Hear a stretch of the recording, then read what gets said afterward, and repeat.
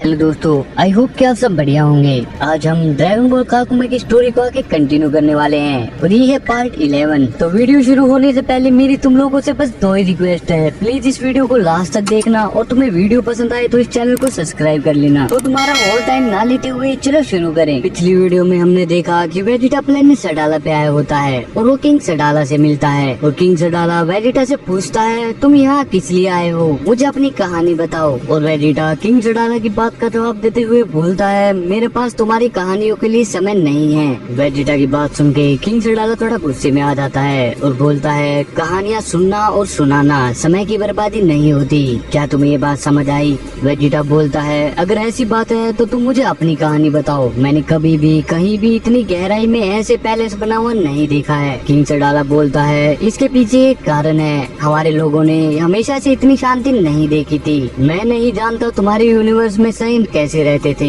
लेकिन हमारे यूनिवर्स में हम दूसरों को हरा के, युद्धों को जीत के, दूसरों को मार के राज करते थे और मैं भी उन्हीं महान योद्धाओं में से एक था जिन्हें सिर्फ युद्ध और ताकत की ही भूख थी। हमारे पूर्वजों के पास पूंछ होती थी जिनकी वजह से उन्हें मंकी टेल कहा जाता था। हम सब वाइल्ड लोग थे जिन्हें लड़ाई के अलावा कुछ भी नहीं आता था और धीरे धीरे हम सब अपना आपा खोने लगे थे। पर फैक्ट तो ये है हमने उस ताकत का कभी इस्तेमाल ही नहीं किया और जिसकी वजह से समय के साथ साथ हमने अपनी ताकत पूरी तरह गवा दी और धीरे धीरे सभी लोग बटने लग गए थे। पर उस समय के किंग सडाला ने एक बार फिर से ये साबित कर दिया था कि वो कितने महान हैं। वो लगभग पूरी दुनिया को एक साथ ले आए थे, उन्होंने अलग अलग स्पीशीज को एक कर दिया था। शुरुआत में मैं बस किंग सडाला की आर्मी का एक आम सा जर्नल था जो कि किंग सडाला के सारी की सारी बातें उनका ऑर्डर मानता था और इसी इंटरब्रीडिंग की वजह से हमने अपने दुश्मनों को हराया था और इसी वफादारी के कारण मेरी रैंक बहुत ही तेजी से बढ़ गई और मैं किंग का राइट हैंड मैन बन गया। मैं बस किंग सडाला के जैसा बनना चाहता था,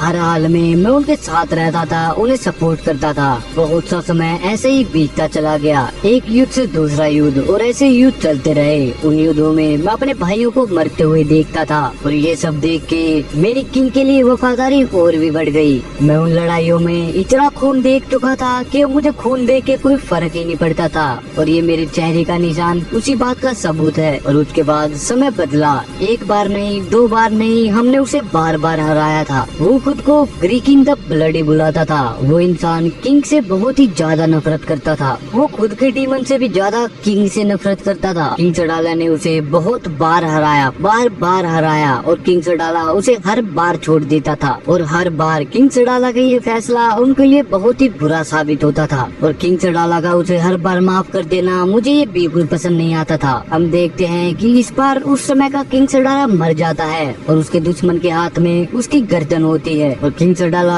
अपनी स्टोरी को आगे कंटिन्यू करते हुए बोलता है और उस दिन की बात रात दिन मैं बस लड़ता गया किंग सडाला के हत्यारे को ढूंढ के मारने के लिए और उसके लिए मेरी नफरत मुझे खुद ही आगे बढ़ाती चली गई। लेकिन मुझे हैरानी हुई ये जान के कि जो सुकून मुझे ग्रीकिन को मार के मिला वो बस एक इल्यूजन था। हम देखते हैं कि किंग सडाला ने फाइनली पुराने किंग सडाला के खूनी को मार दिया है। हम देखते हैं कि किंग सडाला ने उसके पेट में पंच मारा होता है। ये पंच इतना पावरफुल होता है कि वो ग्रीकिन के पेट के आर पार निकल जाता है। किंग सडाला बोलता है जब मैंने उसके पेट के आर पर अपना हाथ निकाला मुझे कुछ भी महसूस नहीं हुआ। जो चाह, जो खालीपन उसे मारने से पहले मेरे अंदर था उसे मारने के बाद भी वो गया नहीं और जब मैंने उसके अंदर से अपना हाथ बाहर निकाला तो मुझे कुछ भी फर्क नहीं पड़ा, बस महसूस हुआ तो एक खालीपन जिसका कोई अंत ही नहीं था। और उसके फटे हुए पेट की शेप को देख के जो शेप मेरे दिमाग में आई उसी से इंस्पायर होके मैंने इस पैलेस को बनवाया है। और ये सब बताते हुए किंग सडाला बहुत ही गुस्से में आया होता है। जो भी किंग सडाला बता रहा है उन सब की मेमोरीज किंग सडाला के दिमाग में चल रही होती है। किंग सडाला बोलता है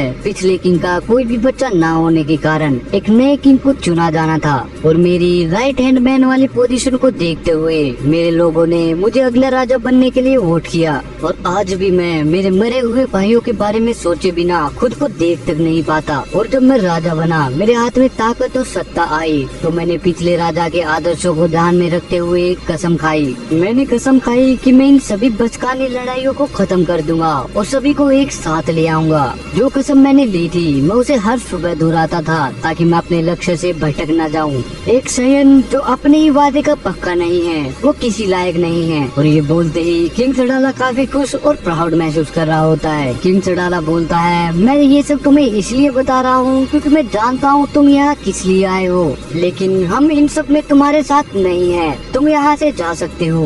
और तभी किंग सडाला की बात सुनकर वेजिटा बोलता है, अब मुझे सब कुछ समझ आने लगा है, तुम एक डरपोक हो जो कि मरने से डरता है। और वेजिटा ये बोलते हुए बहुत ही प्राउड फील कर रहा होता है। वेजिटा की ये बात सुन के काबा बहुत ही शौक हो जाता है और किंग सडाला के गार्ड्स वेजिटा की तरफ बढ़ने लग जाते हैं। और किंग सडाला वेजिटा को गुस्से में बोलता है, क्या तुम्हारी ये बोलने की हिम्मत कैसे हुई? और वेजिटा को किंग सडाला के गुस्से से कोई फर्क ही नहीं पड़ा होता, वो अभी भी स्माइल कर रहा होता है। और तभी वेजिटा किंग सडाला के सामने झुकने लग जाता है। वेजिटा को अपनी पिछली मेमोरीज याद आ रही होती है कि वो पहले कैसा था और धीरे धीरे वो कैसे चेंज हो गया। वेजिटा की मेमोरीज वेजिटा को किंग सडाला के सामने झुकने से रोक रही होती है। और इन सब के बाद भी वेजिटा किंग सडाला के सामने अपने घुटने टेक देता है। वो बहुत ही ज्यादा सीरियस होता है और ये देख के काबा, केल, मैं, यहाँ तक कि किंग सडाला भी हैरान हो जाता है। और तभी कैलीफिला बहुत ही हैरानी से बोलती है, क्या ये कैसे हो सकता है? वेजिटा किसी के सामने कैसे घुटने टेक सकता है? और फिर वेजिटा किंग सडाला को बहुत ही सीरियस वे में बोलता है, किंग ऑफ सडाला,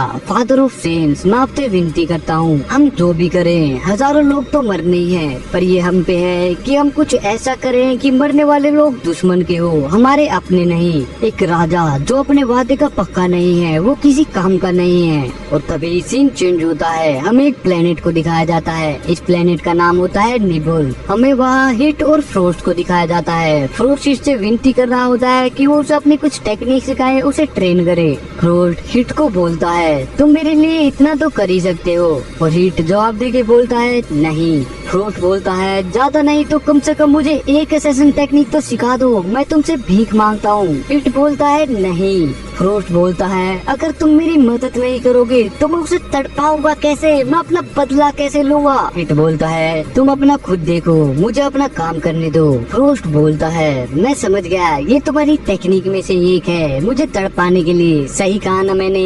हिट बोलता है, नहीं। और फ्रोस्ट एक स्माइल के साथ बोलता है, ऐसा है क्या? ये तो शर्म की बात है, मुझे लगा था हम दोनों अच्छे दोस्त बन सकते हैं, हो सकता है तुम्हें किसी की जरूरत हो। खैर, हर समय अकेला रहना काफी डिप्रेसिंग होता होगा, नहीं? फिर जवाब देता है, अगर तुम्हें ऐसा लगता है तो कोई बात नहीं। फ्रोस्ट बोलता है, तुम जानते हो तुम में और मुझ में ज्यादा फर्क नहीं है, मैं जानता हूँ कैसा लगता है जब तुम्हें कुछ बनने के लिए फोर्स किया जाए जो तुम नहीं चाहते। और यही वजह है कि मेरी स्पीशीज के सभी लोग इतने शिथिर हैं। मैं तुम्हें ये सब इसलिए बता रहा हूँ क्योंकि तुम्हारी बात सुन के लगता है कि तुम्हें अपने काम से बिल्कुल भी प्यार नहीं है, तुम अपने काम को बिल्कुल भी पसंद नहीं करते और हो सकता है अपनी जिंदगी से भी प्यार नहीं करते। फ्रोस्ट की बात सुन के हिट अचानक ही शॉक हो जाता है और सोच में पड़ जाता है। हिट थोड़ी देर सोच के बोलता है, तुम्हें ऐसा लगता है तो कोई बात नहीं। और फ्रोस्ट हिट की बात सुन के एक बार बौखला जाता है। और तभी सीन चेंज होता है, हमें जैको का स्पेसशिप दिखाया जाता है। सभी को देख के लग रहा होता है कि वो काफी थक चुके हैं। तभी बुल्मा जैको से पूछती है, जैको हमें पहुंचने में कितना टाइम लगेगा? जैको कुछ खा रहा होता है और खाते हुए बोलता है 2 दिन। और बुल्मा जैको की बात सुन के हंसने लग जाती है और बोलती है तुम बहुत ही मजाकिया बन जाते हो जब तुम बनना चाहो जैको। अब मुझे सही बताओ और कितना समय लगेगा? जैको थोड़ा सा कंफ्यूज सा फेस बना के बोलता है, मजाक नहीं, मैं सच बोल रहा हूँ। जैको की बात सुन के बुल्मा बहुत ही शौक हो जाती है और चिल्लाई की भी नींद खुल जाती है। और तभी बुल्मा जैको को गुस्से में बोलती है, क्या? मैं उम्मीद करती हूँ तुम हमारे लिए खाने पीने का सामान तो लाए होगी। जैको चॉकलेट बार खा रहा होता है और जैको चॉकलेट बार खाते हुए बोलता है, मैंने तो अपना चॉकलेट बार खा भी लिया है और मैं इसी के साथ 4-5 दिन आराम से गुजार लूंगा। चिल्लाई ये सुन के घबरा जाती है और चिल्ला के बोलती है, क्या सच में? और जैको भी चिल्लाई पे थोड़ा चिल्ला के बोलता है, अब तुम भी मुझे परेशान करोगे क्या है? और उन सब की बात सुन के ब्रोली बोलता है, अगर तुम चाहो तो मैं अपने साथ 6 पैरों वाली अजीब सी दिखने वाली मकड़ी लेके आया हूँ। अगर तुम्हें चाहिए तो मैं तुम्हें थोड़ी सी दे दूंगा, क्योंकि मैं घर से अच्छे से खा के निकला था और ये काफी जूसी भी है। अगर तुम्हें प्यास लगी हो तो तुम इसे ले सकते हो। तो ब्रोली की बात सुन के वो सब के सब हैरानी से ब्रोली की तरफ देखने लग जाते हैं। वो सब के सब बहुत ही गंदा चेहरा बना रहे होते हैं और चिल्लाए सबसे ज्यादा, और वो ब्रोली की तरफ देख रही होती है। और तभी ब्रोली उस मकड़ी की पूरी टांग को खा जाता है और बोलता है यमी। और ये सब देख के बुलमा थोड़ी सी डिप्रेस हो जाती है और बोलती है ये जर्नी बहुत ही लंबी होने वाली है। और वो सब प्लेनेट सडाला की तरफ निकल जाते हैं। और तभी सीन चेंज होता है और हमें वापस से किंग सडाला को दिखाया जाता है। किंग सडाला बहुत ही सीरियस होता है। किंग सडाला के गार्ड किंग सडाला से पूछते हैं क्या हमें इसका कुछ करना चाहिए। और किंग सडाला उन रोबोट्स गार्ड्स को रोक देता है और बोलता है अगर यहाँ किसी को कुछ करना है तो वो तुम नहीं हो। और फिर किंग सडाला वेजिटा को बोलता है अपनी बात को पूरी करो जवान, तुम मुझे काफी इंटरेस्टिंग लगे। वेजिटा बोलता है आपने वो सुना ही होगा, वो सेम चीज जो हम सबने सुनी थी। आपको ये पसंद आए या ना आए पर वॉर तो होगी, और आपको ये पता होना चाहिए कि ये कोई छोटी मोटी सेंस के बीच की सिविल वॉर नहीं है। तो अब मैं तुमसे अपना सवाल पूछता हूँ, तुम क्या करोगे जब दुश्मन तुम्हारी धरती पर अपना कदम रखेंगे? क्या तुम सफेद झंडा लेके उनका स्वागत करोगे जैसा साधु संत तुम बनना चाहते हो, या फिर तुम सही में से उनमें से एक हो जिनका राजा होने का तुम दावा करते हो?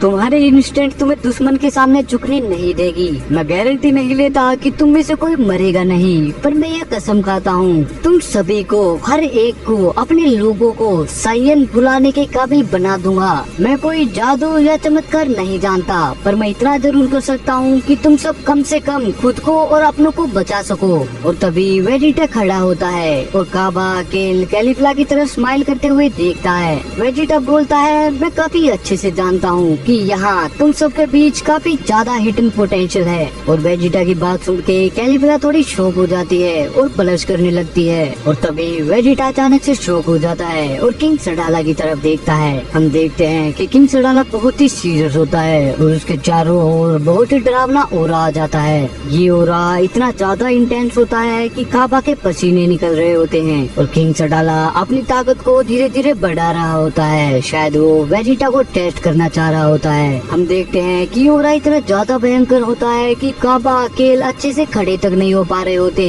किंग सडाला का ये ओरा चारों तरफ बहुत ही तेजी से फैल रहा होता है और किंग सडाला इतनी ज्यादा ताकत का इस्तेमाल कर रहा होता है कि उसके अंदर से रोशनी निकल रही होती है। पर वेजिटा को इस चीज से कोई फर्क नहीं पड़ा होता और वेजिटा को ऐसे देख के किंग सडाला शांत हो जाता है और अपने गार्ड्स को बोलता है सभी सडाला स्पेशल फोर्सेस को इकट्ठा करो, मुझे कुछ अनाउंसमेंट करनी है। और किंग सडाला का आदेश सुन के वो गार्ड्स किंग सडाला के सामने झुकते हैं और बोलते हैं ठीक है। और किंग सडाला की बात सुन के वेजिटा भी थोड़ा सीरियस हो जाता है और सोचने लग जाता है कि आखिरकार किंग सडाला क्या करने की सोच रहा है। और तभी किंग सडाला बाहर जाने लग जाता है और वेजिटा भी समझ जाता है कि किंग सडाला क्या करना चाह रहा है। वेजिटा किंग सडाला को बोलता है तुम्हें ये करके कभी पछताना नहीं पड़ेगा। किंग सडाला बोलता है मैं कभी भी पछतावे के साथ नहीं जीता।